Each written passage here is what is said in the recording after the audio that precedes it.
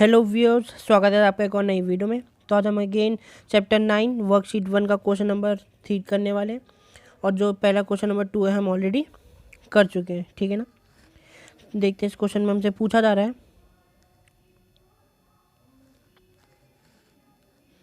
इस क्वेश्चन में हमसे ये पूछा जा रहा है कि हमारे को ये डायग्राम दे रखा है।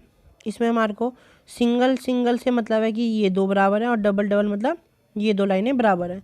तो यानी हमारे को गिवन क्या क्या है, सबसे पहले हमारे को इस क्वेश्चन में लिखना होता है गिवन। यही तरीका होता है लिखने का, तो लिखेंगे गिवन क्या क्या दे रखा है। पी एस बराबर आर एस और पी क्यू बराबर आर क्यू दिया हुआ है। अब हमसे पूछा जा रहा है कि इस ट्राइंगल में क्या triangle P Q S congruent triangle R Q S है। तो काम करने के लिए अब इसमें मतलब अगर हमें देखें तो क्या लिखेंगे, in triangle P Q S and triangle R Q S. हमें इस ट्राइंगल में वर्क करना है, मतलब हमें देखना है कि बराबर होना है। और मैंने अभी पिछली वीडियो में बताया था कि किसी भी ट्राइंगल्स को कॉन्ग्रुएंट प्रूव करना है तो हमारे पास कम से कम 3 कंडीशन होनी चाहिए। कोई भी 3 कंडीशन जो मैंने बताई थी, या SAS या SSS, ASA या RHS, ठीक है ना। तो देखते हैं, सबसे पहले तो हमारे को 2 लाइन तो पहले से बराबर दे रखी हैं, ये 2 साइड्स ऑलरेडी बराबर दे रखी हैं। लिख लेते हैं इनको। तो सबसे पहले हमारे को दे रखी है PS बराबर RS। कैसे पता, इसके साइड में रीज़न देना कंपलसरी है, गिवन लिख दिया। अगला हमारे को क्या दे रखा है, PQ बराबर RQ दे रखा है। ये भी हमारे को क्या है, गिवन दे रखा है, ठीक है ना। यही 2 लाइनें बराबर दे रखी हैं, देखेंगे ये वाली, ये और ये। और अगर आप एक चीज़ ध्यान दें, हमारे पास ये लाइन दोनों ट्राइंगल में कॉमन है। अगर कॉमन है तो मतलब बराबर है, तो हम लिख लेंगे SQ बराबर SQ, ठीक है। लिख लेते हैं, इधर भी SQ है और इधर भी SQ है, दोनों कॉमन लाइन है, तो यहाँ लिख लेंगे कॉमन, ठीक है।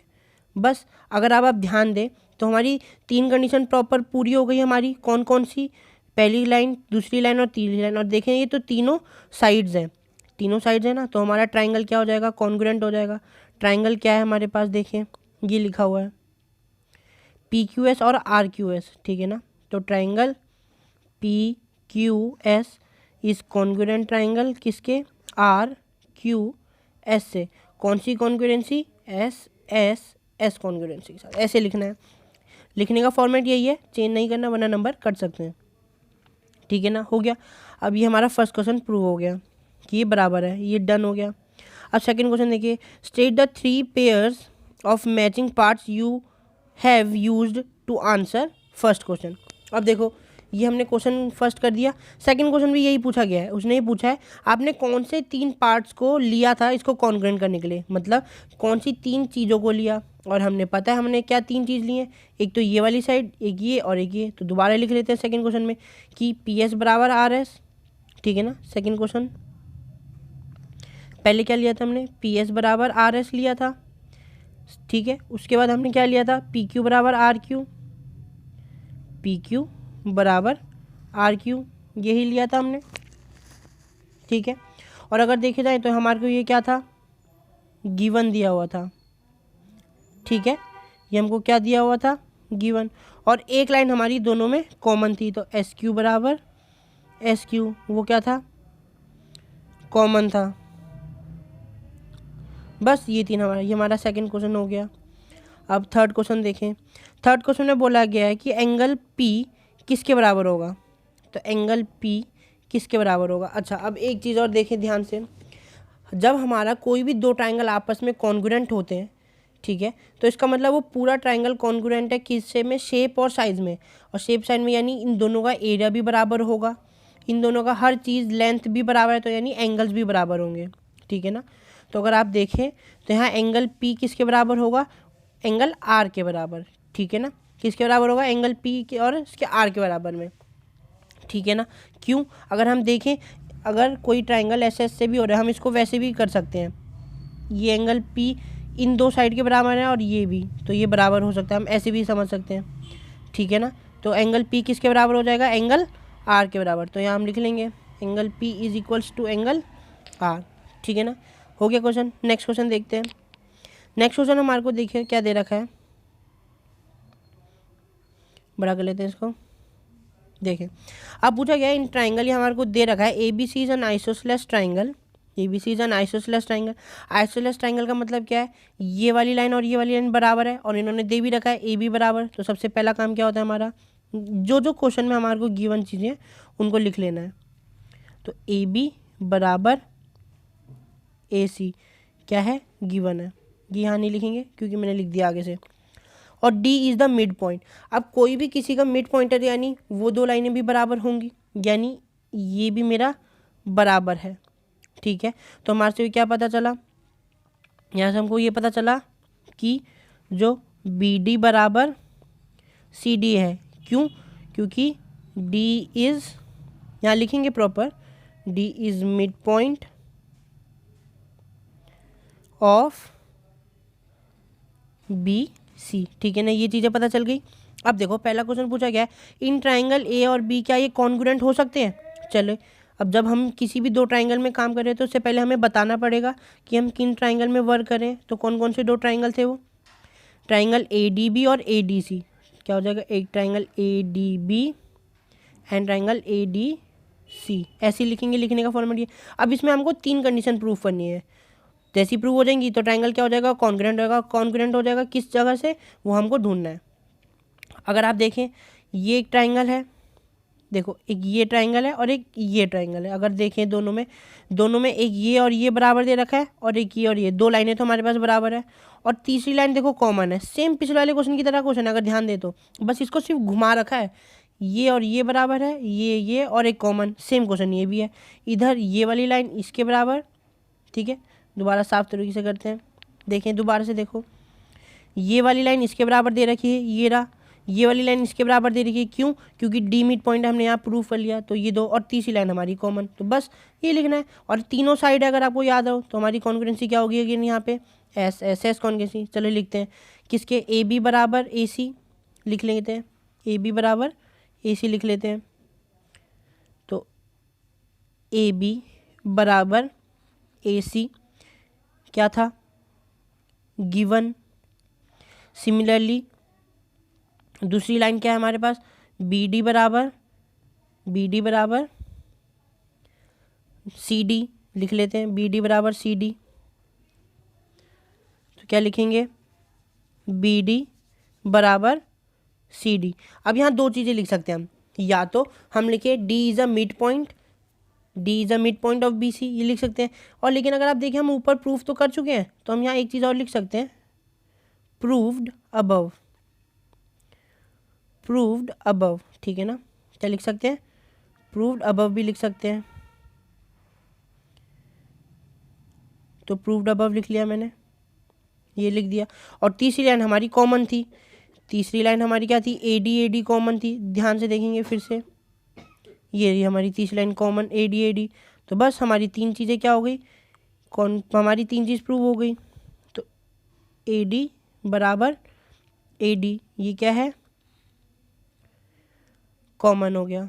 तो हमारी तीन साइड से प्रॉब्लम पूरी होगी। तो हमारा ट्राइंगल भी क्या हो जाएगा, triangle A D B is congruent triangle A D C. और तीनों साइड्स के थ्रू ये देखो एंगल कहीं नहीं है, तो हमारा क्या हो गया, एस एस एस कॉन्ग्रुएंसी के थ्रू ये ट्राइंगल प्रूव है। तो हम लिख लेंगे नीचे, yes it is congruent, yes it is congruent लिख लेंगे पूरा, आप लिख लीजिएगा, ठीक है।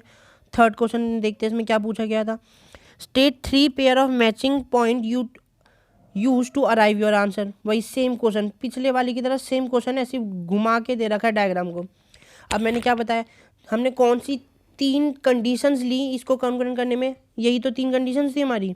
कौन सी वाली, देखें, एक तो ये, दूसरी ये, तीसरी ये। तो बस थर्ड आंसर में क्या लिखना है, सिर्फ ये तीन चीज़ें लिखनी है, बी डी बराबर C D, second A D बराबर ए डी कॉमन, ठीक है, और एक वी बराबर ए सी। बस तीन चीज़ें तो लिखनी है हमको, तो ये हमारा आंसर हो गया, ठीक है ना।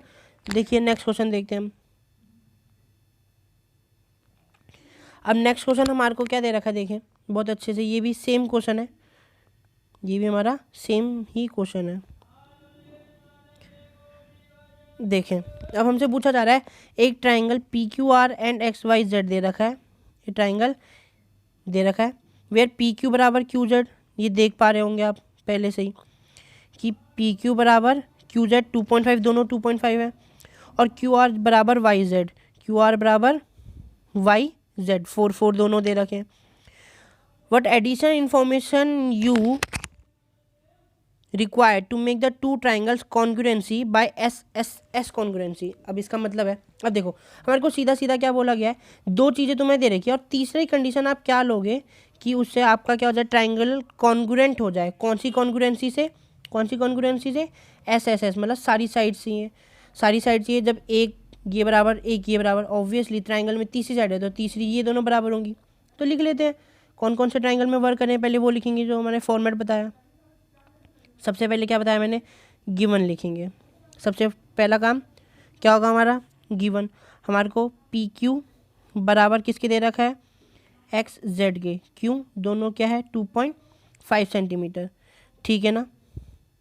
तीसरा हमारे को क्या दे रखा है, क्यू आर बराबर किसके, जेड वाई के बराबर, क्यों 4 सेंटीमीटर, ये दे रखा है। अब हमें जिन दो ट्राइंगल में काम करने लिख लेते हैं, पी क्यू आर और एक्स वाई जेड, ठीक है ना। क्या क्या question, X Y Z, P Q R और एक्स वाई जेड देख पा रहे हैं, ये लिखा हुआ, तो लिख लेते हैं।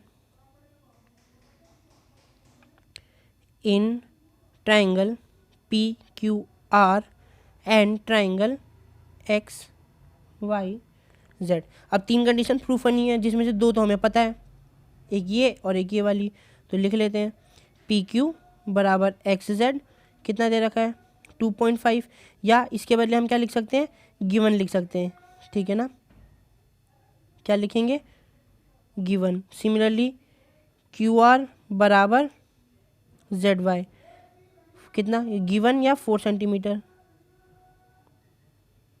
ठीक है। और तीसरी लाइन हमारे को अगर साइड से चाहिए तो हम तीसरी चीज़ हमारी क्या होगी, हमारी पी आर बराबर एक्स वाई। तीसरी लाइन क्या होगी, पी आर बराबर एक्स वाई,